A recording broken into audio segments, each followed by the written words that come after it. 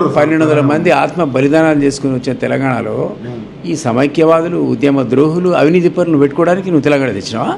పీకి అవతల పారేసేయి. ఏం భయమైంది నీకు?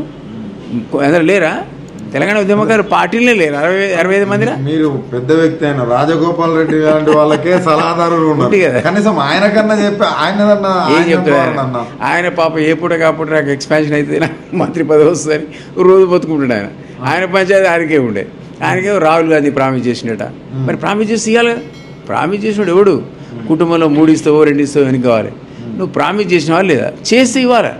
చేస్తే నువ్వు అడ్డుపడుతున్నావు. దాని అర్థం ఏంటంటే రాజగోపాల్ మంత్రి కాకుండా రేవంత్ రెడ్డి అడ్డుపడుతున్నా అంటున్నా నేను అంటున్నా భయ్. ఎందుకు రాదు ఆయనకు? పాపం ప్రామిస్ చేసిండా లేదా? చేపతో వదిలిపెట్టి. అంటే కోమటిరెడ్డి ఉన్నాడు కదా, వాళ్ళ అన్న కూడా ఉన్నాడు. వాళ్ళ అన్న కూడా చూసుకో. నువ్వు ప్రామిస్ చేసినప్పుడు నీకు తెలియదా? కోమటిరెడ్డి కూడా ఉన్నాడు, ఇద్దరికి ఇవ్వాల్సి వస్తుంది తెలియదా? ఆయనకి ఈయనకి ఏనుంటివి